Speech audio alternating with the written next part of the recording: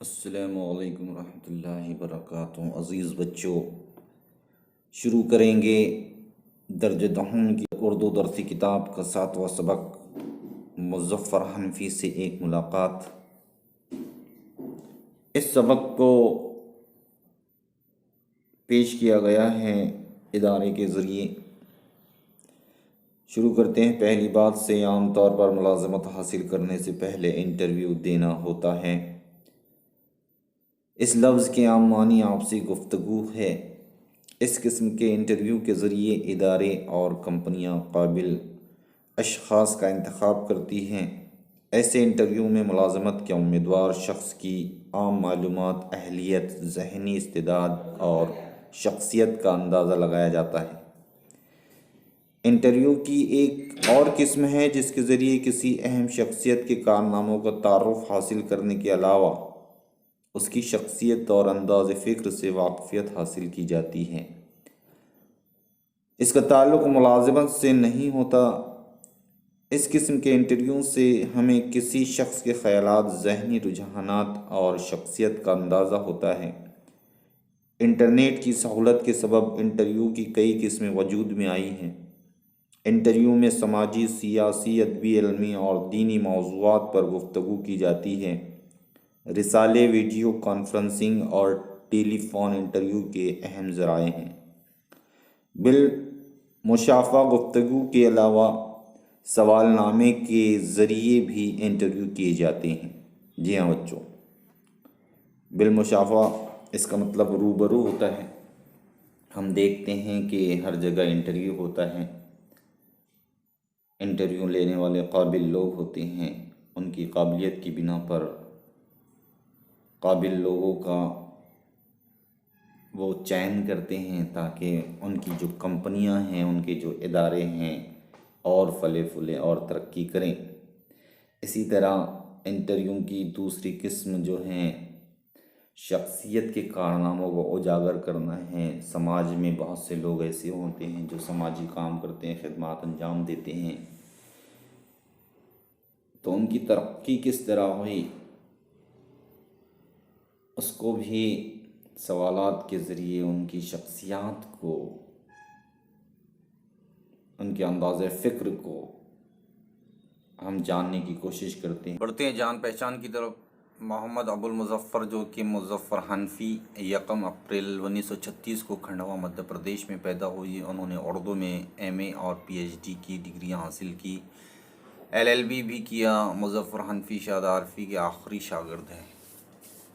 1976 میں ان کا تقرر جامعہ ملیہ اسلامیہ کے شعبہ اردو میں ہوا۔ پھر 1990 میں وہ کلکتہ یونیورسٹی میں اقبال چیئر، پروفیسر اور صدر شعبہ اردو مقرر ہوئے۔ وہ 2001 میں وہاں سے سبکدوش ہو کر ادب کی تخلیق میں مصروف ہیں۔ 80 سے زیادہ کتابوں کے مصنف، مرتب اور مترجم مظفر حنفی نے اردو کی مختلف اصناف میں طبع آزمائی کی۔ انہیں کئی اکیڈمیوں اور اداروں سے انعامات مل چکے ہیں۔ پانی کی زبان، تیکھی غزلیں، خلجہ سمسم، طلسم، شخصیات، نقد ریز تنقیدی ابعاد، شاد عارفی، شخصیت اور فن ان کی چند اہم کتابیں ہیں۔ شروع کرتے ہیں سبق پیارے بچوں۔ ملاقاتی انٹرویور، جسے انٹرویو لینے والا کہیں گے، مظفر حنفی سے پوچھ رہا ہے اپنی زندگی کے ابتدائی حالات سے متعلق کچھ بتائیں۔ مظفر حنفی: میرا بچپن، لڑکپن اور جوانی سبھی غربت و افلاس اور سماجی بے انصافیوں کا مقابلہ کرتے ہوئے گزرے ہیں۔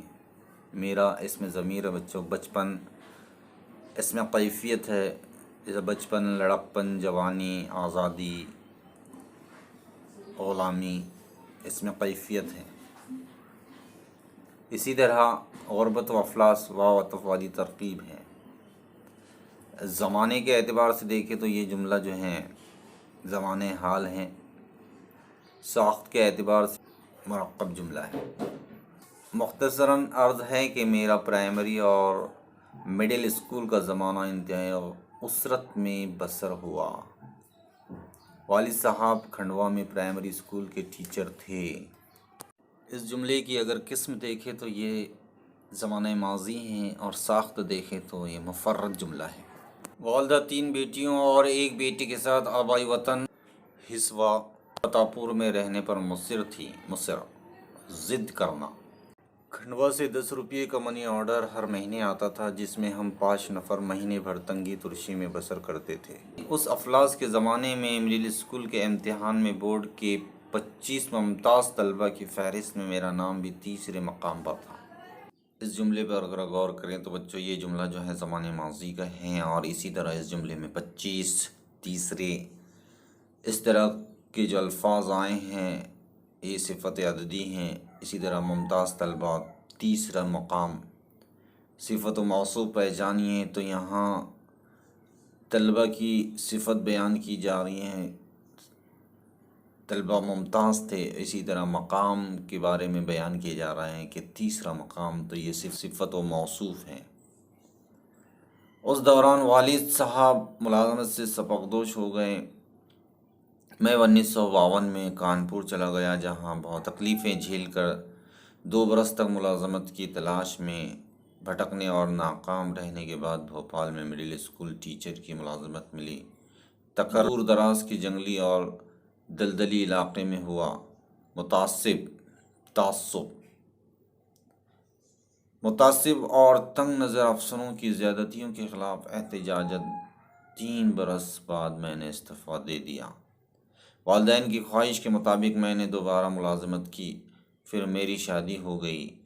14 برس تک محکمہ جنگلات میں کلرک رہ کر MA LLB اور PhD کی ڈگریاں حاصل کی۔ قلیل تنخواہ میں والدین اور بہنوں کی کفالت کے ساتھ اپنے بیوی بچوں کی پرورش کے لیے خاصے پاپڑ بیلنے پڑے۔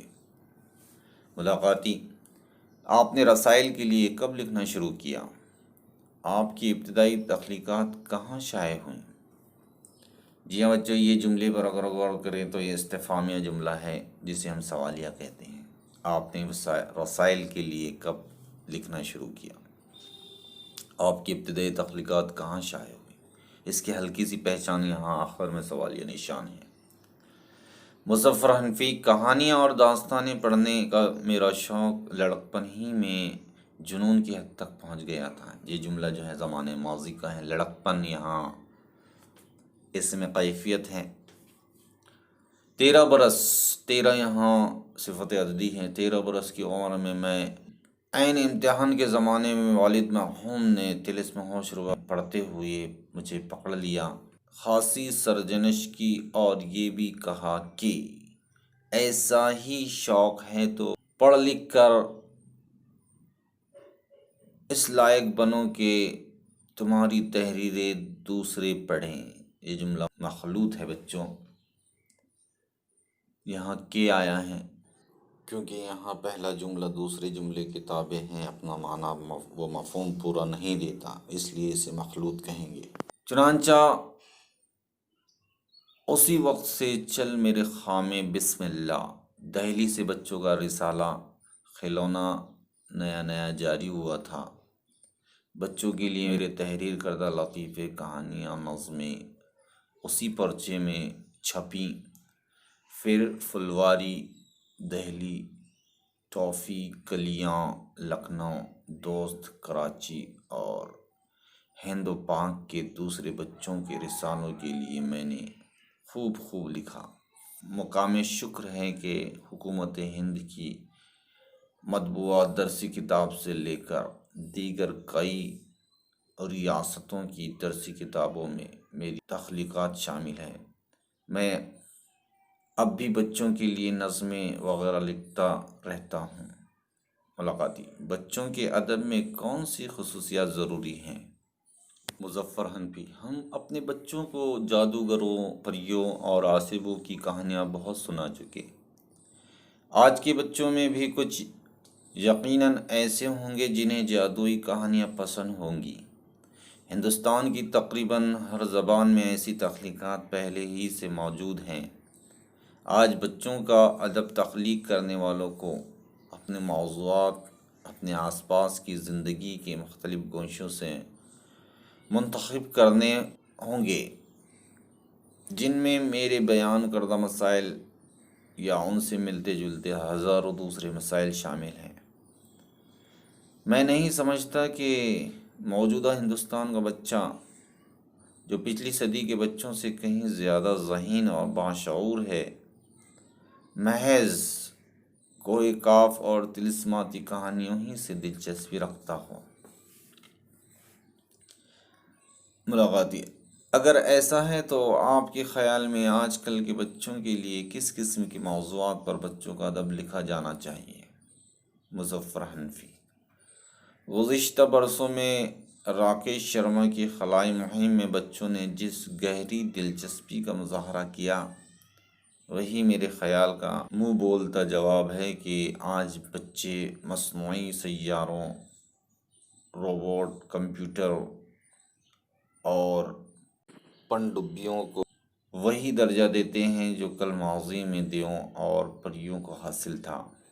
آج کے بچے کا کوئی قاف خلا ہے اور پرستان انٹارکٹیکا۔ بچوں، یہ جملہ جو ہے مرکب ہے، یہ جملہ اور سے جڑا ہوا ہے۔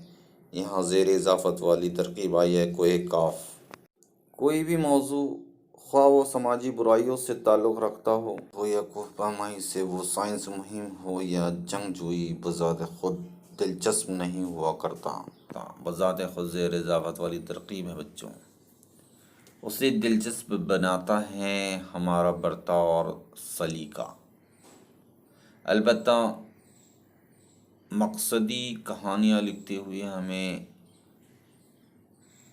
اس نقطے کو ضرور ملحوظ رکھنا ہوگا کہ بچہ براہ راست اخلاقیات اور پند و نصیحت کا درس سننا پسند نہیں کرتا۔ یہ کڑوی گولیاں اسے اسکول اور گھر میں کافی کھلائی جا چکی ہیں۔ کہانیوں کی کتابوں اور رسالوں کا سہارا وہ تفریح کی غرض سے لیتا ہے، چنانچہ ہمارے فنکاروں کو اپنے مقاصد شہد و شکر میں لپیٹ کر پیش کرنے ہوں گے۔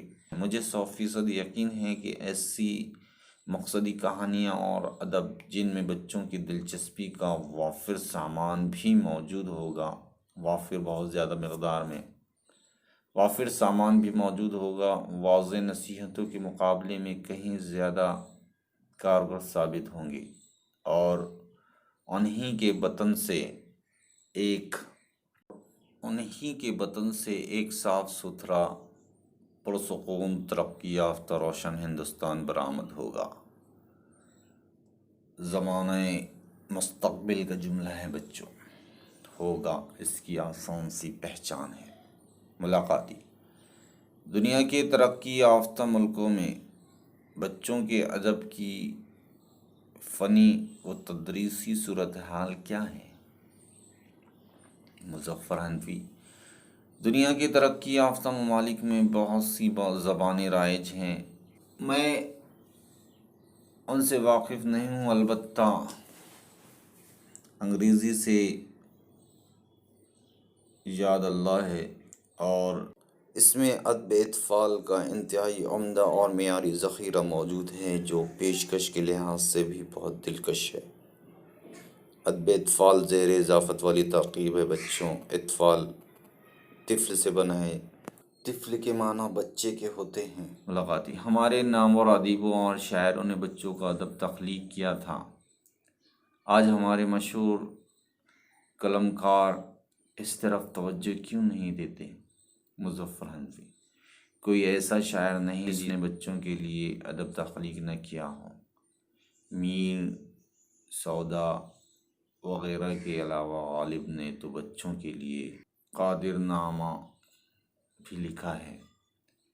ان کے بعد اقبال کو لیجئے، اقبال نے بچوں کے لیے کتنی اچھی نظمیں لکھی ہیں۔ آگے چلیں تو فیض کرشن چندر اور عصمت چغتائی ہیں، پھر حافظ جالندھری، احمد ندیم قاسمی، مرزا ادیب، قرۃ العین حیدر کے نام مجھے یاد آ رہے ہیں۔ ان کے جو دوسرے کارنامے ہیں ان کی جانب لوگوں نے خوب توجہ کی، لیکن ادب اطفال کو اپنی بنیاد بنانے والے ادباء و شعراء کو اس لائق نہیں سمجھا گیا کہ ان پر کچھ لکھا جائے۔ ادب اطفال کی جانب نئے لکھنے والے اس لیے بھی کم مائل ہوتے ہیں کہ وہاں سے حاصل کچھ نہیں ہوتا۔ ملاقاتی بچوں کی غیر لسانی ادب مثلاً کارٹون، ویڈیوز، اینیمیشن، فلمیں وغیرہ کی تعلیمی اہمیت کیا ہے؟ یہ بچوں کی کردار سازی میں کس حد تک مفید ہیں؟ مظفر حنفی بے شک تدریسی کام میں یہ سب بہت معاون ہیں، البتہ کردار سازی کے ساتھ یہ چیزیں بعض منفی اثرات بھی پیدا کرتی ہیں۔ بچے اکثر کامکس کے بہت عادی ہو جاتے ہیں، اس طرح پڑھنے لکھنے کا انہیں وقت نہیں ملتا اور صحت پر بھی برا اثر پڑتا ہے، اس لیے ان کے دیکھنے یا پڑھنے میں توازن ضروری ہے۔ ملاقاتی ٹیلی ویژن اور موبائل فون کو ادب کے لیے ایک چیلنج تصور کیا جا رہا ہے۔ لوگ اور خاص طور پر طلباء کتابوں سے دور ہوتے جا رہے ہیں، اس کے متعلق آپ کی کیا رائے ہے؟ مظفر حنفی ٹیلی ویژن اور موبائل فون وغیرہ صرف ادب کے لیے ہی نہیں، پورے پرنٹ میڈیا کے لیے چیلنج بنے ہوئے ہیں۔ آپ کی تشویش درست ہے۔ پچھلے لوگ کہتے تھے چور کو نگہبان بنا دینے سے چوریاں رک جاتی ہیں، ایسا کچھ کیا جائے کہ تدریسی و تعلیم کے لیے الیکٹرانک میڈیا ہی میں زیادہ سے زیادہ گنجائش پیدا کی جائے۔ یہاں واو ادب والی ترغیب ہے، تدریس و تعلیم۔ آگے بڑھتے ہیں۔ ملاقاتی اردو ادب اطفال میں آپ کا حصہ کیا اور کتنا ہے؟ مظفر حنفی نثر میں کہانیوں کے میرے 3 مجموعے، نیلا، ہیرا، بندروں کا مشاعرہ، حلوہ چور، بچوں کی نظموں کے 6 مجموعے، کھیل کھیل میں، نرسری کے گیت، چٹخارے، مزیدار نظمیں، بچوں کے لیے بول میری مینا شائع ہو چکے ہیں۔ ملاقاتی بچوں کے ادب کی ترقی کے لیے کون سے اقدامات ضروری ہیں؟ مظفر حنفی بچوں کے لیے لکھتے وقت مصنف کو خود بچہ بن جانا چاہیے، یعنی بچوں کی نفسیات سے اس کا بخوبی واقف ہونا ضروری ہے۔ مصنف کا مطالعہ، مشاہدہ اور تجربہ بھی وسیع اور متنوع ہو۔ متنوع نوع کی جمع نوع، نون واو عین، جس کا معنی قسم کے ہوتے ہیں۔ وہ تحریر میں بچوں کی دلچسپی کا وافر مواد مہیا کرے، ظرافت سے بھرپور کام لے، قدیم لوک کہانیوں اور داستانوں کو دور حاضر کی سائنسی ایجادات سے آمیز کر کے ادب تخلیق کیا جائے تو کارآمد نتائج برآمد ہوں گے۔ اردو میں نرسری رائمز کی سخت کمی ہے، لکھنے والوں کو اس طرف مائل کرنا چاہیے۔ دیکھا جا رہا ہے کہ زیادہ تر اساتذہ ہی بچوں کے لیے نصیحتوں کی پوٹ جیسی کہانیاں اور نظمیں لکھتے ہیں۔ نصیحتوں کی پوٹ جس میں بہت زیادہ نصیحتیں ہوں، اور اکثر کر کے زیادہ نصیحتیں اگر کی جائے تو بچے بیزار ہوتے ہیں۔ بڑے اور مستند شاعروں اور ادیبوں کی ادب اطفال کی تخلیق میں شرکت لازمی ہے۔ بچوں کے لیے شاعری کرنے والوں کے مشاعرے ہونے چاہیے۔ بچوں کے لیے لکھنے والوں کو ٹیلی ویژن اور ریڈیو پر زیادہ مواقع فراہم کرنا چاہیے، کیونکہ اکثر کر کے ٹیلی ویژن اور ریڈیو وغیرہ، موبائل فونز، بچے جو ہیں اس پر زیادہ لگے رہتے ہیں، اور اگر اس میں ادب موجود رہیں گا تو بچوں کو سیکھنے کو ملے گا۔ ملاقاتی اردو زبان کے طلباء و طالبات کو آپ کیا پیغام دینا چاہیں گے؟ طلباء و طالبات واو عطف والی ترغیب ہے بچوں۔ اسی طرح یہ جملے پر اگر غور کیا جائے تو سوالیہ جملہ ہیں جسے ہم استفہامیہ کہتے ہیں۔ مظفر حنفی کامیابی کے لیے خوب محنت کی ضرورت ہے اور کوئی شارٹ کٹ تلاش کرنا بیکار ہے۔ ہر ناکامی عارضی ہوتی ہے اور زیادہ کوشش کرنے کی نصیحت کرتی ہے۔ یہاں بچوں دونوں جملے جو ہیں مرکب جملے ہیں، کیونکہ دونوں جملے اور سے جڑے ہوئے ہیں۔ پہلا جملہ کامیابی کے لیے خوب محنت کی ضرورت ہے اور کوئی شارٹ کٹ تلاش کرنا بیکار ہے۔ اسی طرح دوسرا جملہ ہر ناکامی عارضی ہوتی ہے اور زیادہ کوشش کرنے کی نصیحت کرتی ہے۔ اس طرح دونوں جملے اور سے جڑے ہونے کی وجہ سے یہ مرکب کہلائیں گے۔ اللہ بڑا منصف ہے۔ ملاقاتی بچوں کے لیے لکھی گئی اپنی کوئی نمائندہ نظم عنایت فرمائیں۔ مظفر حنفی، لیجیے سنیے۔ 10 روپیے فی بوتل پانی، ہکا بکا رہ گئی نانی، اپنا بچپن یاد کیا تو ارزانی سی تھی ارزانی، 12 آنے سیر اصلی گھی، 11 آنے تولا چاندی، کیلے تھے 2 پیسے درجن، چاول 5 آنے پنسیری، بائسکوپ ٹکٹ 1 آنا، 1 اٹھنی کا پائجامہ، اسکولوں میں فیس نہیں تھی، کالج 2 روپے ماہانہ، نانا کی تنخواہ جو پوچھی کل 45 روپیہ نکلی، 45,000 کے لگ بھگ پاتے ہیں ابو اور امی۔ جی ہاں بچوں، اس نظم کے ذریعے اس میں بتایا گیا ہے کہ پہلے جو چیزیں تھی کتنی سستی تھی کہ ان کے دام سن کر ہی سب ہکے بکے رہ جاتے تھے۔ پیارے بچوں، یہاں ہمارا یہ سبق ختم ہوتا ہے، اور اس میں آئی ہوئی سرگرمیاں جو ہیں آپ کے موبائل اسکرین پر موجود ہیں، اسے سمجھیں، غور کریں، پڑھیں، آگے بڑھیں۔ اگلا سبق لے کر جلد ہی حاضر ہوں گے، تب تک کے لیے اللہ حافظ۔